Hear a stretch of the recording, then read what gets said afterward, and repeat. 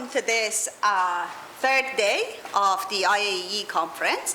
My name is Golbon Zakeri. I work at the Engineering Science Department of the road, and I'm also the Deputy Director of the Energy Center. The main attractions in this session are Richard Green and Paul Simshauser. We did have Derek Bond here for the first talk.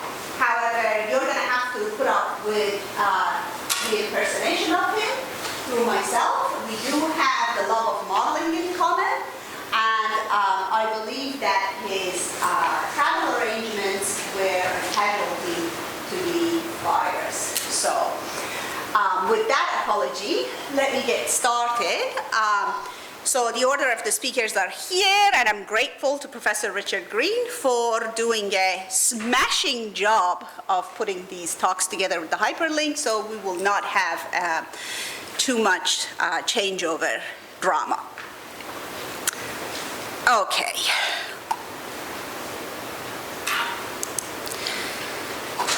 So without further ado, let me get started with my talk, which has started in the last slide. So we'll go back to the first one. That's all right, not a problem. And it's titled Modeling for Energy Transitions Optimization in Action.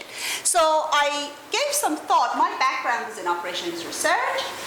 What I work with is a large number of sort of optimization models of various sorts as applied to energy and energy markets.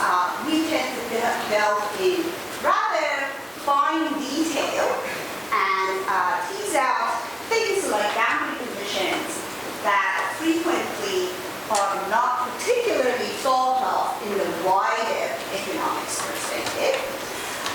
But I thought what might be useful and appropriate for this particular conference is to give you a glimpse of three different models here. So I will be discussing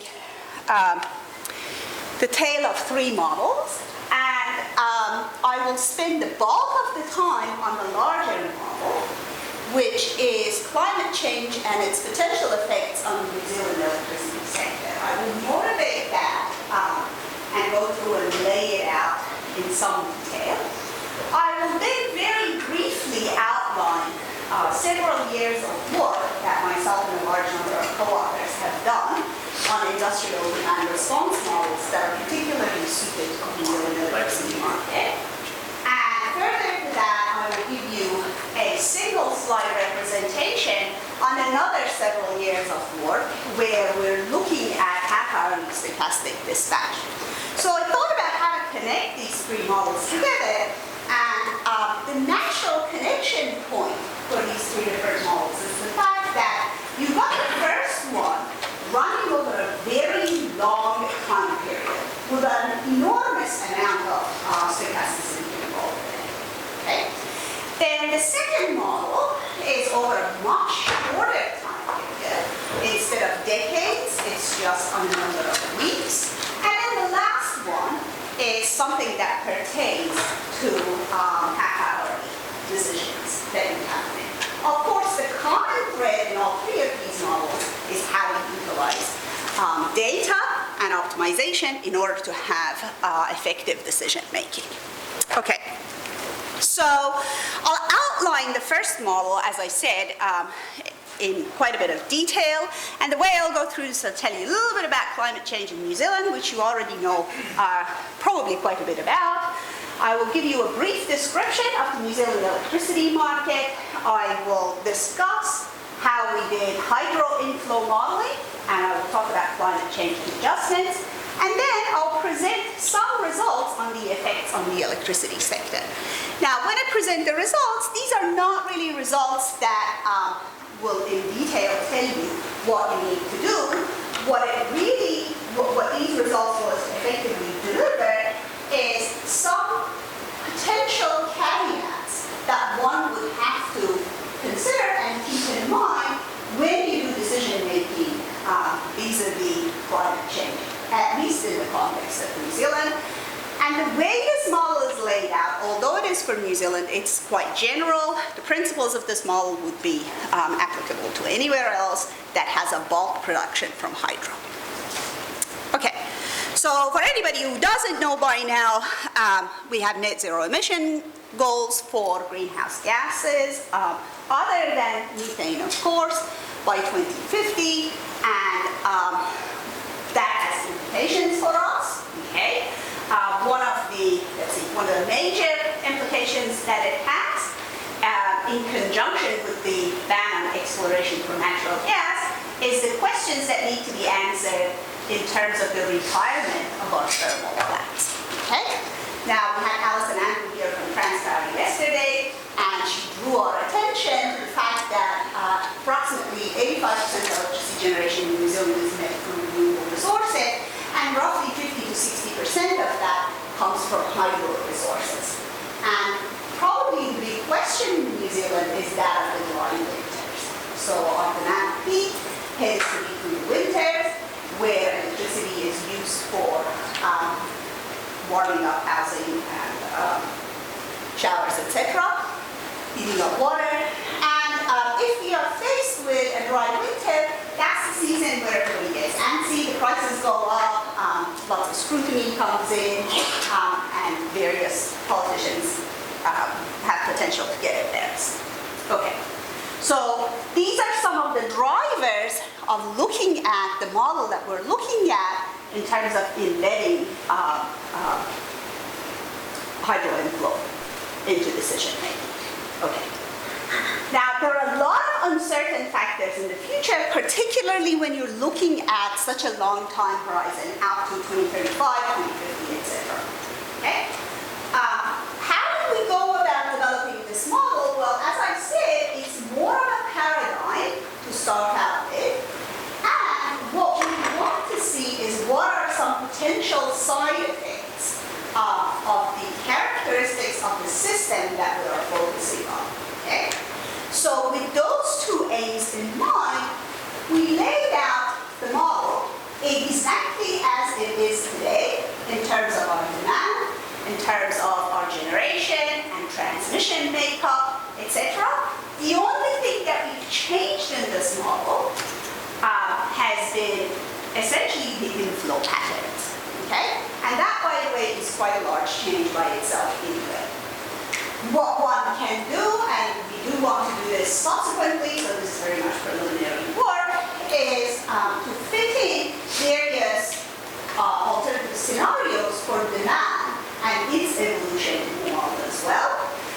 What might happen as electric vehicles will come on, what might happen as you have further and further possibly industrial, commercial, and residential demand response, and also potential exits from the market by any industrial or commercial consumers of electricity.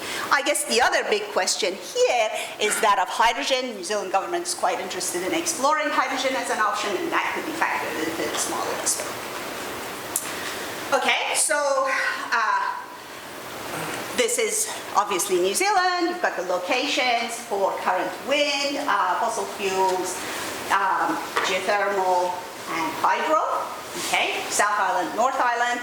By the way, we do have a website called EM6, and that gives you electricity prices, wholesale prices. I think it is every 5 minutes in the market.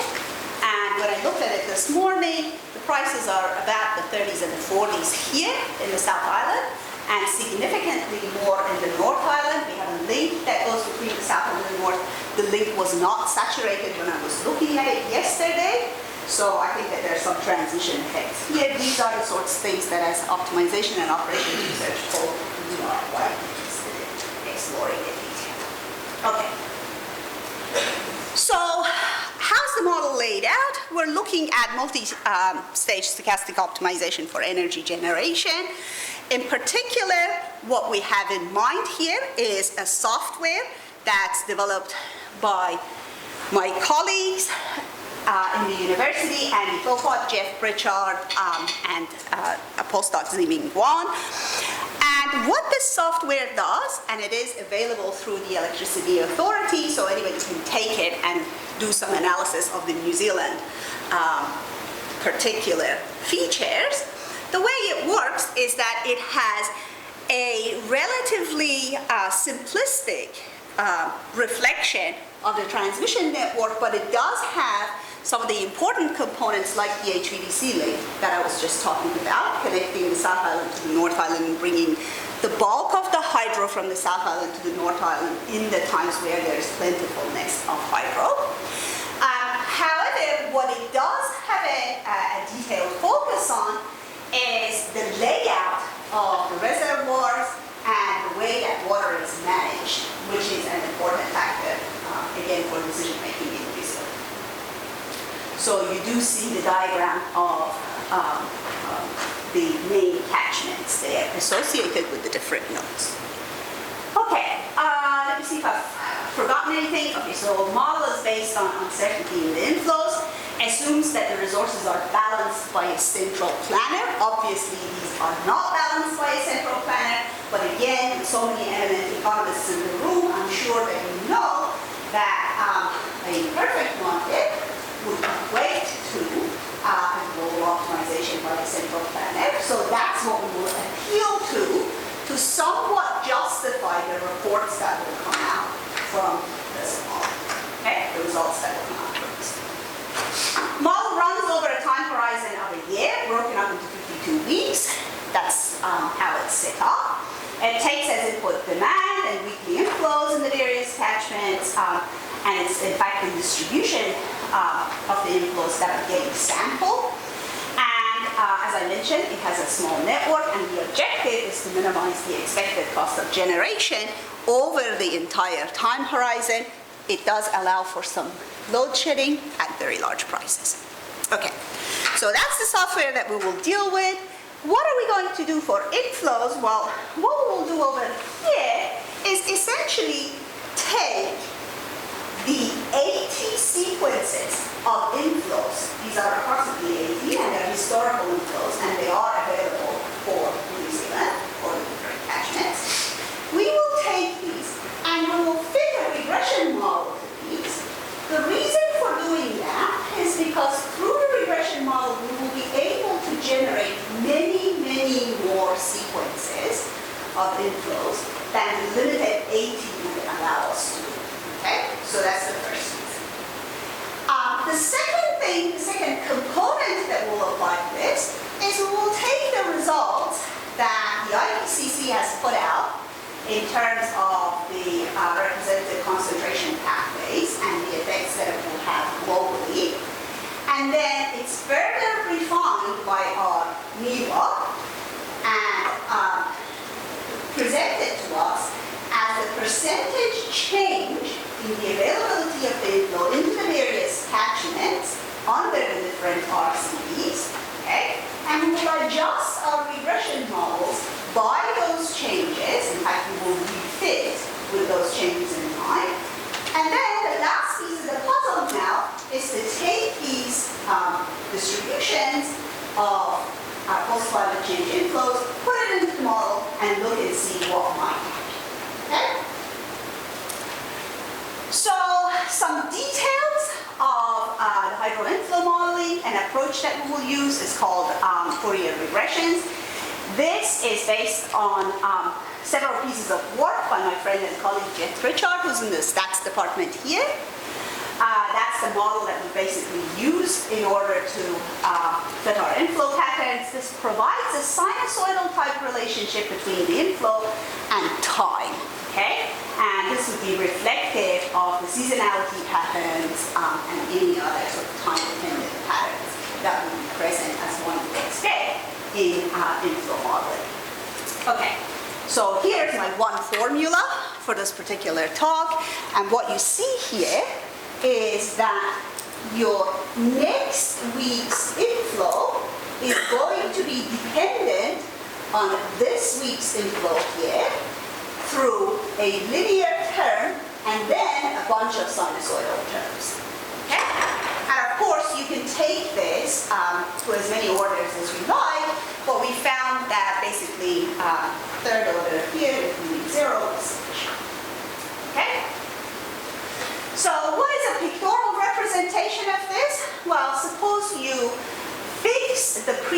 inflow to a particular value, so 1200 here, 400 over here, okay? And you generate the different inflows in the subsequent week in the different quantiles. So as you know, once you observe this week's inflow, there's going to be a distribution of inflows that you could face in the subsequent week.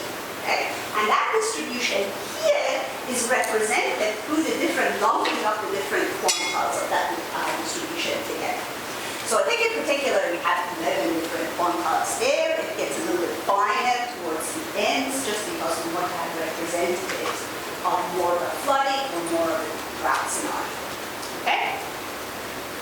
So that's one way of picturing the kind of distribution that we're looking at. And now if you had an inflow of 1200, for example, on September 1st, we can draw a vertical line here, okay, and get a good picture of the inflows this week that would correspond to last week's inflow on September 1st, okay? However, that distribution changes if you move, for example, to January, right? Just slice it again vertically, you get a different distribution that you will be sampling from. Okay? Right, I have to keep an eye on time not to poach on the main attraction. Okay. So, how do we generate an inflow sequence? Well, just like I mentioned before, you have a particular value, and then the key thing here that I did not mention is that from that distribution that your current inflow this week dictates, you will sample randomly, and there are different ways of sampling randomly here. I can get into that, but that's a detail, so do ask me a question if that's something that interests you. What we found was basically sampling proportional to the probabilities that are attached to those quantiles is what's going to perform this. Okay? We can also adjust our models for climate change. So again, as I mentioned, we have these adjustment factors that come from the representative concentration pathways, scaled for New Zealand in particular, and for these different catchments. We have added, kind of enhanced these values by taking account of snow melt as well. And there's some work on that I will share with folks if they're interested. But what it basically boils down to is a single number for a catchment for a particular season. Okay? So what we now do, in order to get the adjusted version, we essentially tabulate all those observations that we have had historically over the different weeks for the different times, and we lay this essentially in a grid, in a two-dimensional grid. Okay? We apply the adjustment, and then we refit the quantile regressions. Okay? And now we can sample from this. So now we sample from this, we feed our hydrothermal balancing model that's making optimal decisions under uncertainty. Okay? And we then get a whole lot of results that get backed out of this. So what are some of the observations that come to mind? So first let me show you some diagrams here that will hopefully be speaking a lot more than what I'm about to point out. So there are two figures in here. There is a figure on the left and a figure on the right. The figure on the left is giving you the historical sequences. So these are lake levels as operated by the dispatch policy that is backed out of this optimal decision making under uncertainty for the different weeks. Okay? And the lake levels are traced out through a particular sequence of inflows that's actually visited out of sample, right? So another good use of having our Fourier regression is that once we extract the policy, we are not confined to reflecting, not limited to basically utilizing our historical data. Rather, we can generate whatever we like out of sample and have a look and see what how our policies will perform. Okay? So these are the lake levels historically.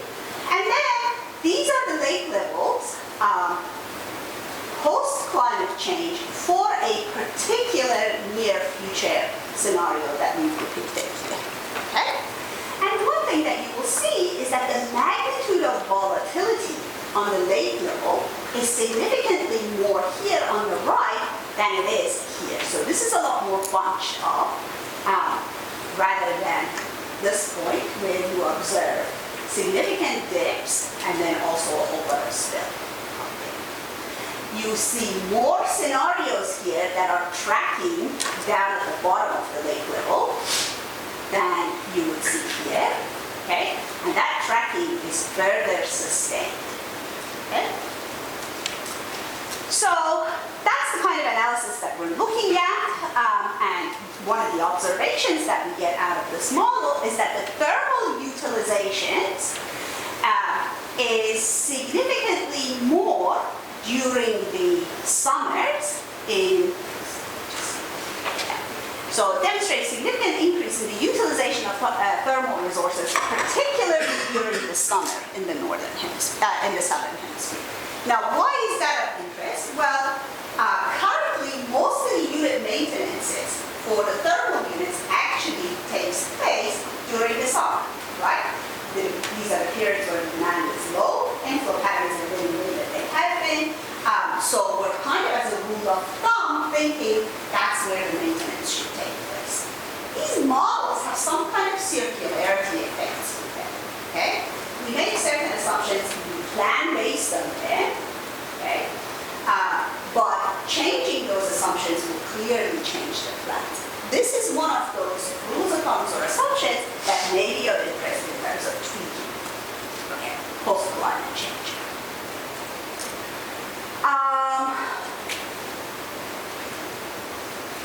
Other things that the results imply is that penetration of wind, we may need even more thermal backup if hydro resources are essentially staying in terms of makeup as they are today, and we don't have potential to pump hydro or batteries are not sufficient here. Again, as I said and as I illustrated on the diagrams that are getting backed out of this model, the levels, tracking the levels of the lakes and the various hydro catchments basically show that there is wider volatility in the lake level, and therefore there is plausibly greater risk of outage in the future. Okay? Now, I am running a little bit late, so what I'll do is I will actually skip over the two different case studies for demand response and the stochastic dispatch, other than to say that there are roles for optimization models for medium-term planning and, of course, also for short-term planning. In our experience, they have both panned out and bring results. I'm going to end there. And invite one or two questions. If there aren't any, you can certainly ask questions of the entire panel, including myself, at the end for about half an hour. Okay. Thank you.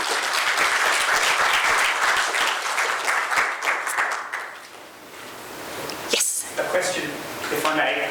Always best to stand if you want people to hear your question. The lake levels are changing more. Are you also having to change the amount of generation to keep the lake levels within even those wider limits? Absolutely. That's a very good point, and that's why you see further utilization of thermal, particularly if you consider further penetration of wind, right? So you do get to those kinds of scarcity, and that's why you need some mechanism for backup, be it thermal, be it storage, be it hydrogen plus. Okay, so without further ado, what you've been waiting for, starting with Professor Richard Green. Thank you very much, Golbon. And thank you also for standing in at short notice, because I know Derek done was looking forward to having 2 London speakers umpteen thousand miles away from London on a conference all about keeping carbon emissions low. But sadly, he'd routed himself through China, and so obviously the trip became unviable. So anyway, he sends his regrets and apologies to everybody. But thank you for filling in. And this, of course, is not actually my title. My title is The Economics of Flexibility, which by great good fortune and the skill of the others, I think probably fits quite well, because in a sense, hydro systems we always thought were very flexible, and now Golbon is saying, actually in the future, your one may not be quite so flexible, and Paul is going to be talking about paying for a particular sort of flexibility, and I'm just talking in very general terms in the middle. And by the way, flexibility, I'm not talking about sort of paying for yoga classes to wake you up after a big dinner, but an excellent dinner, thank you. But it's the ability to respond to whatever the changing needs of the power system are, and historically that was always just turn a generator up or down. Occasionally it was bribe a consumer to turn something down, although the British nationalised industry actually tended to bribe large industrial customers without ever actually asking them to do anything, as part of the attempt to stop them not going anywhere else. And then storage and potentially transmission, moving electricity you didn't want somewhere else or bringing it in when you did.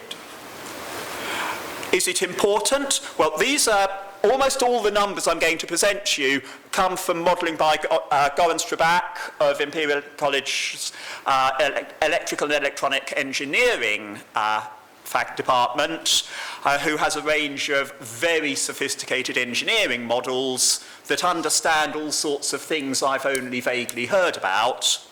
And, if a constraint exists, however non-linear it is, he's probably linearised it and bunged it in the model.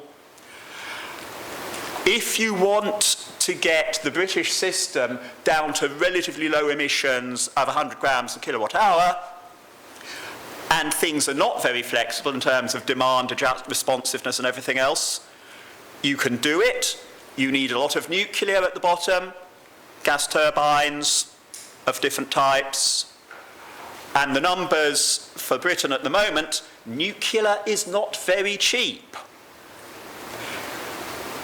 If you have even more stringent targets, 50 grams, you have to put combine gas with carbon capture and storage, which does make nuclear look cheap. So, not brilliant. But if you can get your demand and storage and transmission to make things flexible, you can replace some of that eye-wateringly expensive kit with wind turbines and solar plants, even with British solar conditions. I see somebody, I think it was Ivan yesterday, had a graph very carefully cropped to make the British Isles look practically the worst place in the world for solar, because he left out the points to further north. Nonetheless, it can make sense relative to nuclear if everything else is flexible enough. And that can save £4.5–6 billion a year. 6 billion one year, 6 billion the next. Sooner or later, you're taking real money, even after what Brexit is doing to the value of the pound.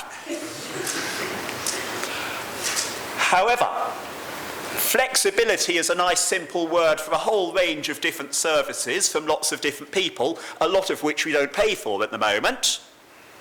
How are we going to coordinate it? What incentives do we need? And something that a lot of economists fail to remember to include, how large are the transactions costs? We had a debate, a brief exchange yesterday morning on the question of were the incentives big enough for consumers to adjust what they're doing if they're small consumers. Michael Pollitt and co-author, I think it might be Mark Legerson, had a relatively recent paper on how much money consumers said they would like to get from an aggregator or other service provider in return for having their fridge or anything else taken over. And it felt, and Michael's take was, it was a very high proportion of the total savings available, out of which the aggregator then had to pay for all the stuff they were going to do, and it might be quite tight. That's a range of questions, most of which I'm not really going to answer, because if I did answer everything, you'd have no reason to come back next year, and the IAE Council wouldn't like that. Anyway, why do we need it? In a sense, the power system runs on constrained optimization. Generation needs to equal demand, losses, net storage, net exports. Every line flow needs to be less than's allowed to flow on it. You need to keep the voltages within the right limits, which is reactive power, and the best explanation I can give on that is it's the stuff that goes at right angles to reality. You need complex numbers to cope with it, and it's too early in the morning, even if there hadn't been a dinner. And then generators have to meet their own constraints. How on? Yeah, if you turn it on, they may need to keep on going, like most speakers. If they turn off, it takes time to wake them up again. How fast can they change? What's the least they can do? Try riding a bicycle too slowly. And you need to make sure that the reserves you have are sufficient, given the risks of things going wrong and how long it takes those reserves to change, to respond. And the power system, of course, is changing. So a bit of British data. Demand is generally falling. Nuclear, this is monthly averages, but it's relatively stable even during a month at the bottom. British fossil has been falling, and there's been a dramatic switch from gas, from coal to gas. Some of the coal units converted to burn biomass wood chips.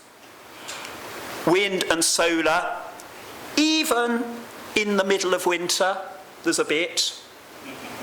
We're not completely hopeless. And then some exports and some pumping. And of course that means that on a more micro scale, we now have quite a lot of variable generation. And apologies to anyone who's in Ljubljana, please don't give the answer. We actually nowadays have two loads of variable generators, because we have the coal, gas and oil plants, and we have the wind and the solar plants. Which is which? Which diagram belongs to which title? I had to choose my week very carefully at the moment, but I don't think that answer's an obvious one. Turns out I put the wind and the solar in September when we still had some sun and a lot of wind, and the fossil plant on the other side. But, not only do we have the availability-led generators changing what they do all the time, you have the demand-led generators doing that. And of course, renewable generators have challenges. They're more likely, or they may well be more likely to be in the wrong place, transmission constraints. They may be at the wrong time, storage would be helpful. And they have too little inertia. And if inertia is a foreign term to you, it's basically, if you have heavy objects spinning, they tend to keep on going, which is why 10-pin bowling can be fun, if you're any good at it. I was the person who, in the battle of the regulators, I was seconded from the electricity regulators team to bulk up the numbers for the water regulator when both officers were in the same city and I was an electricity regulator briefly. In other words, I wasn't very good. But I would have been even worse if I'd tried 10-pin bowling with that, because it's too light, it has no inertia, and that is the non-electrical equivalent of a solar panel or a wind turbine. What about the price of flexibility? Well, in a sense, you would think any forward price, like a day-ahead electricity price, ought to be the expectation of the price at delivery, which is the real-time price. Now, I'm sure there will be an econometrician who finds an argument to disagree with me, but to the econometrician, those look pretty similar. The theory may be working. But that's obviously averages, and there's quite a lot of variation about that for the day-ahead prices. And if you were looking at the real-time, there's even more. So very often the real-time price will be way above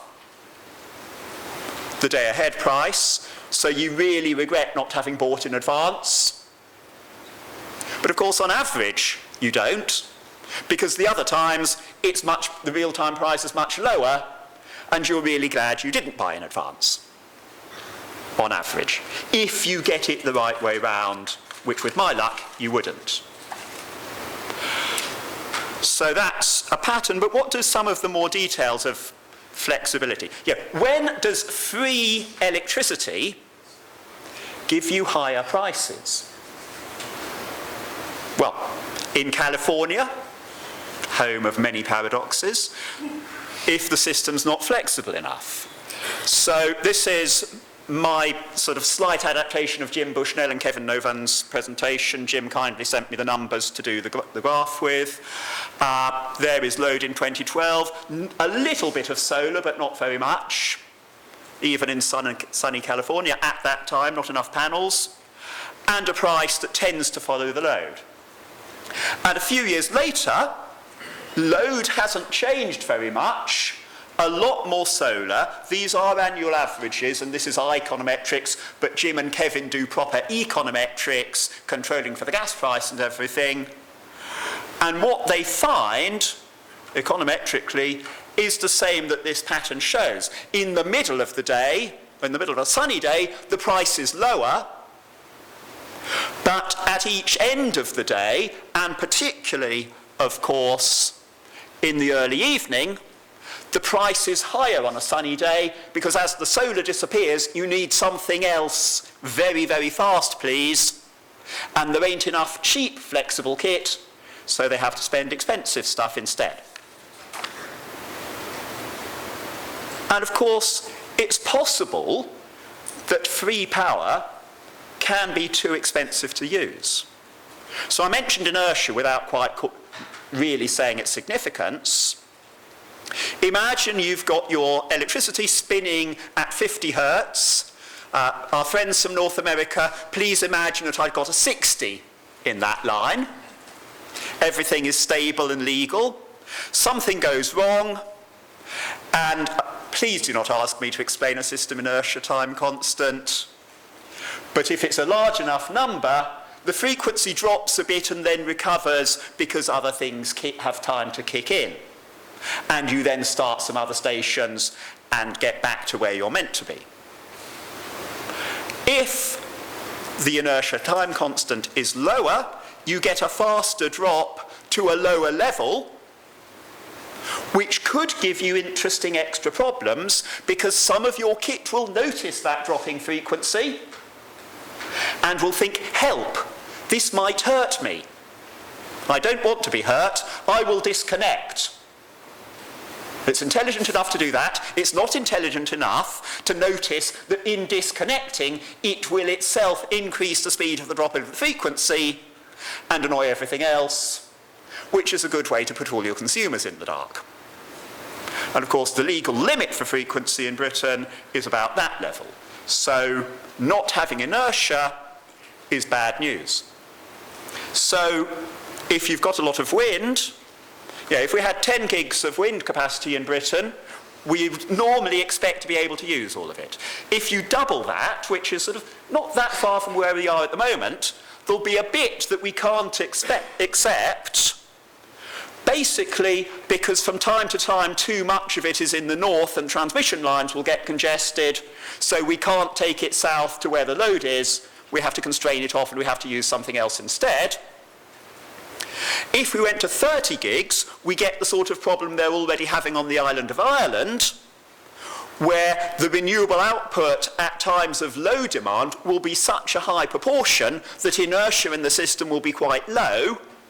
And if there's a problem, you'll get the pictures I was showing a moment ago, and you can't accept that risk, and therefore you tell some of the wind to turn off. And it does mean that that last 10 gigawatts of wind capacity only gives you the equivalent of 8 gigawatts worth of output, increasing the cost by 25%, which feels like bad news until you contrast it with what you would get if the system was inflexible, when 10 gigs of additional wind capacity gives you 3 gigawatts worth of output, marginally. I have a feeling that the original graph was done or the original figures were done in terms of the average contribution, which doesn't look quite horrible enough. If you think about the marginal value of inflexible renewables in an inflexible system, it becomes really rather low. Fortunately, the national grid is aware of things like this. And actually, pure chance, I happened to get sent a link to National Grid signing new contracts for particular things being done at power station sites to provide the inertia and therefore avoid constraining people off.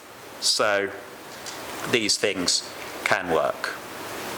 Now, flexibility is going to rise, or its value will rise over time, and so one way of showing that, this is work done on the economics of storage, and in sort of 2015 power conditions, if your storage cost £1,000 a kilowatt, which in those days was sort of roughly ballpark figure under UK conditions for pumped hydro, then sort of 2 gigs or so was about the right amount to have, which by pure good fortune was actually what we'd built a long time ago.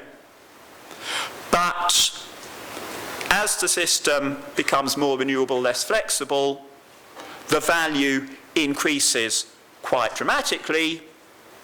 That has the issue, you want this stuff in the future, but it may be too expensive now. Do you bite the bullet and start to invest,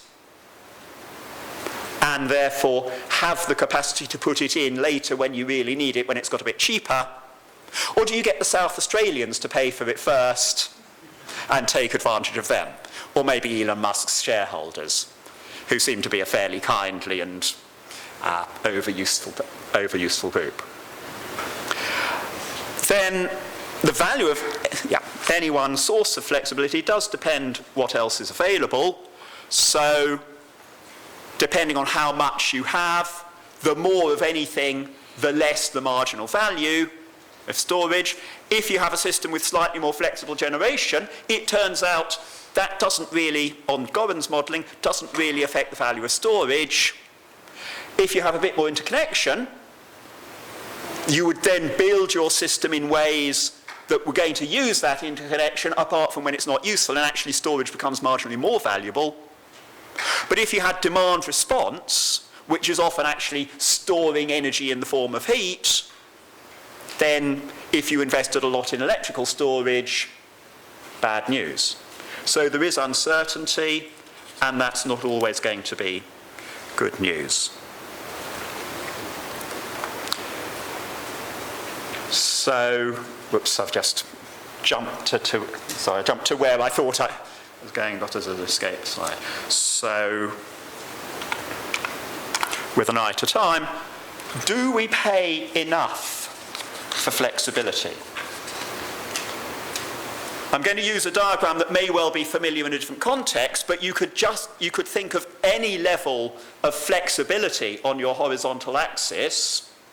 So in this context, it's the gigawatts of transmission capacity you have, or it could be the gigawatt hours of electricity storage, or it could be the gigawatt hours, or it could be the gigawatt hours that you move from off-peak, so you move from peak demand to off-peak demand. Any source of flexibility could be measured in that way, and if we think about the amount of energy we move from peak to off-peak, we actually get into another discussion from yesterday morning when Alice and Andrew, and I think it was Steve, wasn't it, who asked about, could you actually flatten your load curve completely? So for marginal cost in exporting region, you could have marginal cost of meeting demand at off-peak times, and then you would have marginal cost of meeting demand in peak times, but in the transmission context, of course, you're comparing the marginal cost of generating a bit more somewhere else, let's say at the Australian end of the Tasman Sea line, and importing it, and therefore avoiding having to generate at the New Zealand end of the Tasman Sea line. So have I got my sea correct? Anyway, you could get to the point where the two costs are equal, but of course that isn't going to give you any profit from that last little bit of interconnection. So you've got equal prices. If the interconnector costs you something, or there's an inconvenience and transactions equals device and hassle cost and communications of moving power from peak to off-peak, then you would want to get to a point like that where the social value is a large triangle, and the social value, remember at the start, we could be talking £6 billion a year is the value of flexibility, and the amount that might be paid, the commercial value, is much, much smaller, which I've certainly spoken to a number of people who think that's a big problem. But if you're an economist used to working with constant returns to scale models, we've just recovered the cost of our interconnector. Now, not every transmission line has constant returns to scale, but that's the problem for next year's conference. So, in this version, with only one source of value,